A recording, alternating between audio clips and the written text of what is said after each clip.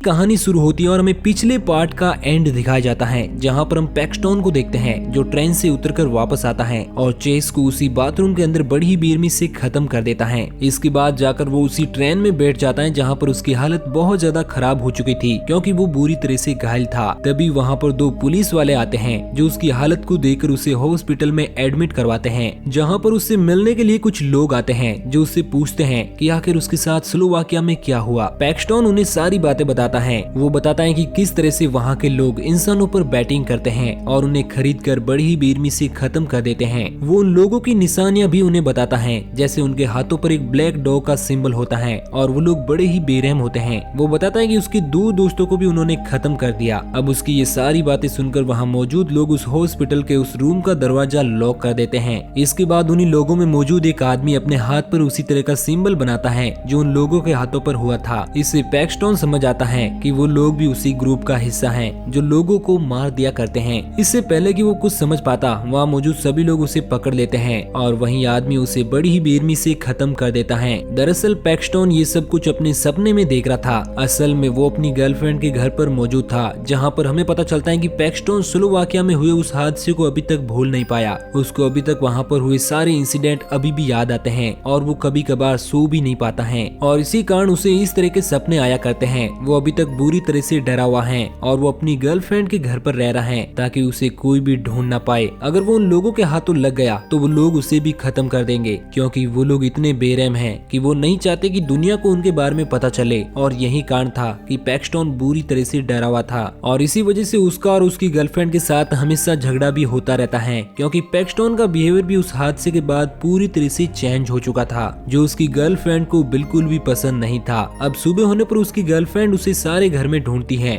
जब वो किचन में जाकर देखती है तो उसे वहाँ पर पैक्सटॉन की बॉडी नजर आती है और उसकी बॉडी से उसका सर गायब था जिसे शायद उन्हीं लोगों ने खत्म कर दिया है और वो उसका सर अपने साथ लेकर चले गए और ये सीन यहीं पर कट हो जाता है। इसके बाद हमें उसी ग्रुप का एक अमीर आदमी दिखाया जाता है जो दरअसल उस ग्रुप का मेन लीडर होता है जिसका नाम साचा होता है, जिसके पास एक आदमी आता है और उसे एक बॉक्स देकर वहाँ से चला जाता है। उस वक्त वहाँ पर साचा के कुछ कुत्ते मौजूद थे जो बॉक्स को सूंघने लगते हैं। यहाँ पर हमें पता चलता है कि उस बॉक्स के अंदर ही पैक्सटॉन का कटा हुआ सर होता है जिसे उन लोगों ने खत्म कर दिया। इसके बाद हमें बेथ, ब्रिटनी और लॉर्ना नाम के 3 स्टूडेंट को दिखाया जाता है जो अपनी आर्ट क्लास में मौजूद थी, जहाँ पर वो लोग एक एक्सेल नाम की एक मॉडल की स्केच बना रही होती हैं। क्लास खत्म होने के बाद एक्सेल उन लोगों से कहती है कि वो उसे उसकी स्केच दिखाए। इस पर वो उसे उसकी स्केच दिखाती है और एक्सेल उसे देखकर बहुत ज्यादा खुश होती है। हालांकि वो स्केच इतना ज्यादा अच्छा नहीं बना था, फिर भी वो उस स्केच को खरीदना चाहती थी।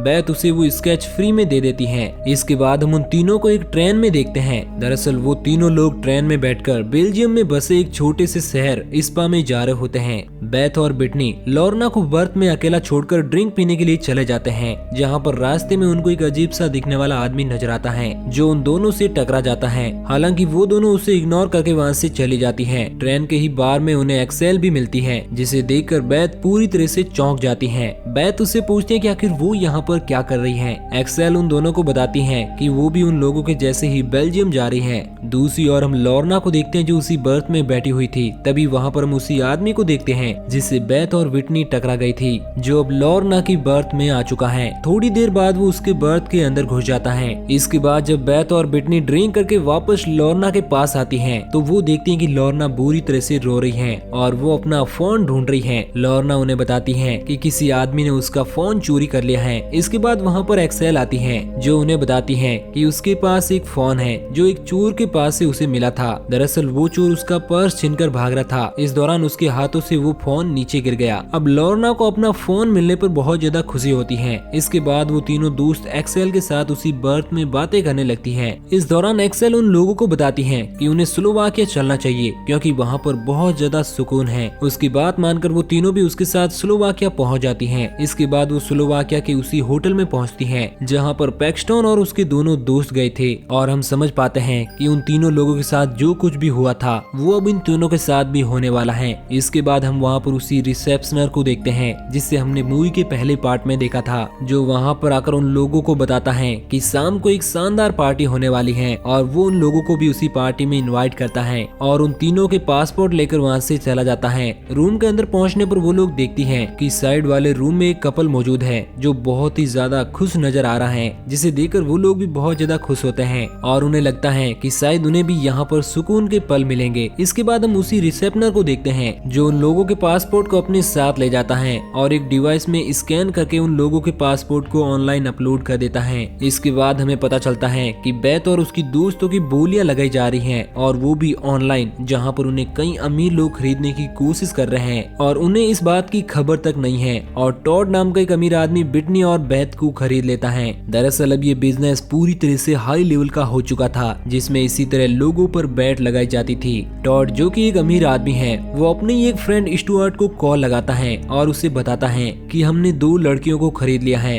दरअसल टॉड और स्टुअर्ट इस तरह की चीजें नहीं किया करते हैं। वो पहली बार ही ऐसा कुछ करने के लिए स्लोवाकिया पहुंचे हैं, जहां पर उन्हें हंटिंग क्लब के कुछ लोग लेने के लिए आते हैं। अब उसी रात हम हॉस्टल की पार्टी को देखते हैं, जहां पर बहुत सारे लोग मौजूद होते हैं और ये वही लोग हैं जिन्होंने ऑनलाइन लोगों को खरीदा है। और इस पार्टी में जो खरीदने वाला है और जो बिकने वाला है वो दोनों वहीं पर मौजूद होते हैं। वहीं पर हम लॉर्ना, ब्रिटनी और बेथ को भी देख पाते हैं जो अब उस पार्टी में आ चुकी हैं। दूसरी ओर हम टॉड और स्टुअर्ट को भी देखते हैं जो बेथ और व्हिटनी को देख रहे होते हैं, क्योंकि उन लोगों ने उन दोनों को खरीदा हुआ था। इधर व्हिटनी, बेथ और लॉर्न उस पार्टी को अच्छे से एंजॉय कर रही होती हैं। इस बीच लॉर्ना ब्रिटनी को बताती है कि बेथ बहुत ज्यादा अमीर है, क्योंकि उसकी मॉम बहुत ही ज्यादा अमीर थी, जिसने अपनी बेटी बेथ के नाम पर बहुत सारी जायदाद कर दी। अब हम लॉर्ना को देखते हैं जो अकेले बैठे बोर हो रही थी। तभी उसके पास एक आदमी आता है जो उससे डांस करने के लिए पूछता है, जिसका नाम रोमन होता है। लॉर्ना उसके साथ डांस करने के लिए चली जाती है। वहीं दूसरी तरफ बेथ के पास भी एक लड़का आता है जो उसे डांस के लिए पूछता है, लेकिन वो उसे मना कर देती है।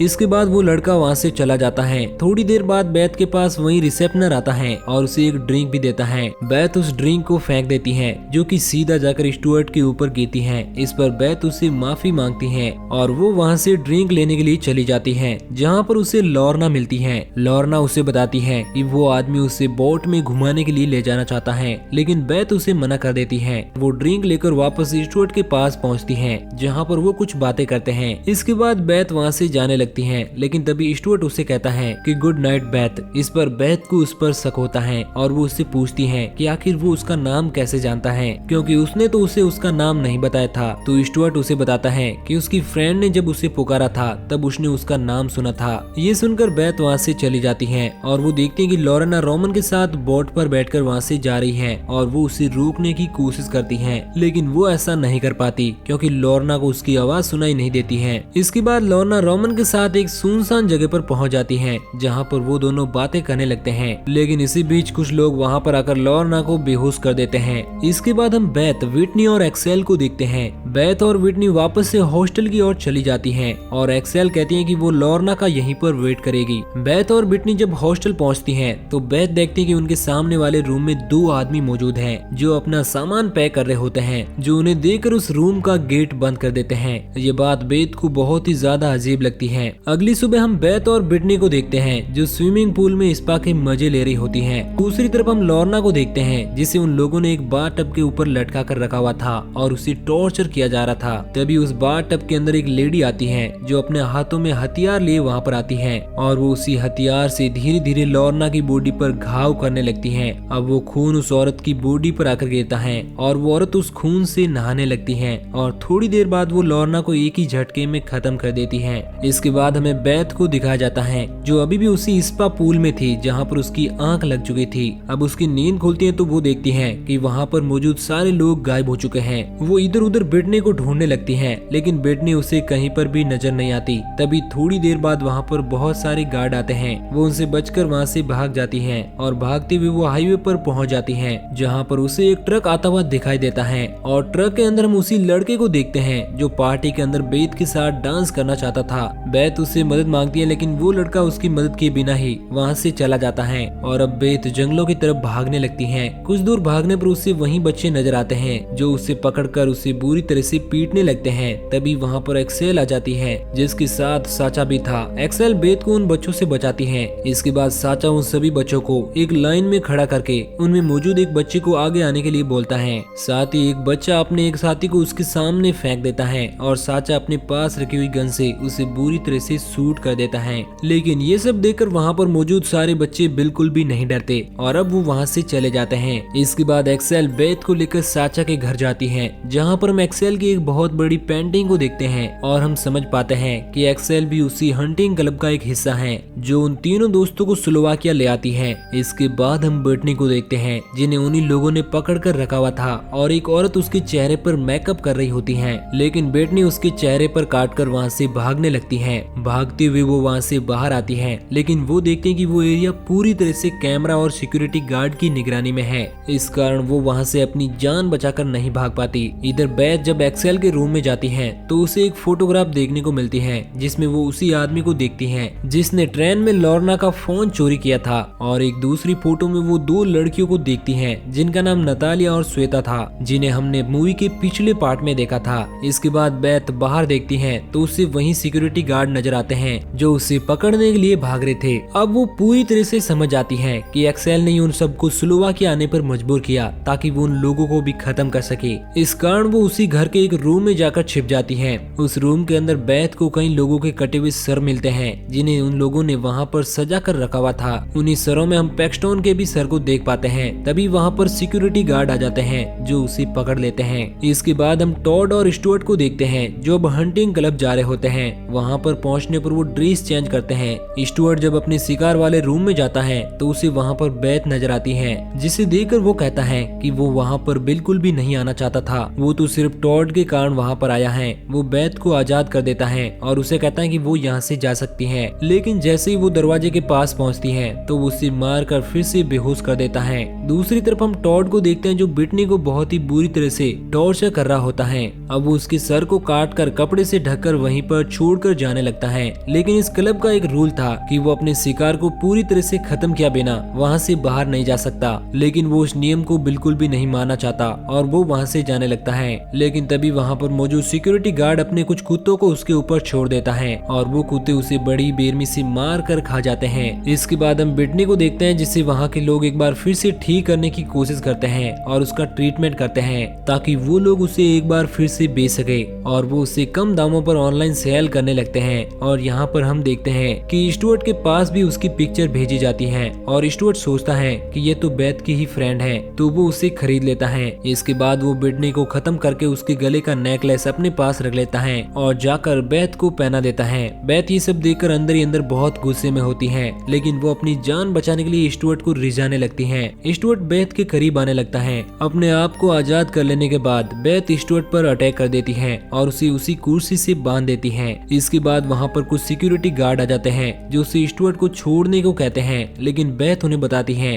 कि अगर कोई भी उसके करीब आएगा तो वो स्टुअर्ट को खत्म कर देगी। और वो कहती है कि हंटिंग क्लब के लीडर को यहाँ पर बुला कर लाओ। तभी वहाँ पर साचा आता है और वो वहाँ पर आकर अपने सिक्योरिटी गार्ड को स्टुअर्ट और बेथ दोनों को खत्म करने के लिए कहता है। लेकिन बेथ उसे ऑफर देती है और बताती है कि उसके पास बहुत सारा पैसा है और वो भी इस हंटिंग क्लब का मेंबर बनना चाहती है। अब साचा भी उसकी बात को मान लेता है और उसे बताता है कि हंटिंग क्लब का मेंबर बनने के लिए उसे किसी न किसी को खत्म करना होगा। और बेथ बिना कुछ सोचे समझे वहाँ पर बंधे हुए स्टुअर्ट को उन्हीं लोगों के सामने खत्म कर देती है और इस तरह से वो भी हंटिंग क्लब का मेंबर बन जाती है और उसकी बॉडी पर भी उसी तरह का ब्लैक डॉग सिंबल बना दिया जाता है। अब फिल्म के लास्ट सीन में हम देखते हैं कि बेथ जो कि अब हंटिंग क्लब की मेंबर बन चुकी है, अब वो भी उन्हीं क्रिमिनल बच्चों से एक्सेल को जंगल में लाने के लिए कहती है। और जब एक्सेल जंगलों में आ जाती है तो वो उसका सर काट देती है और उसी सर से वो क्रिमिनल बच्चे फुटबॉल खेलने लगते हैं। और इसी के साथ ये मूवी यहीं पर एंड हो जाती है। तो दोस्तों आपको ये कहानी कैसी लगी नीचे कमेंट करके जरूर बताना।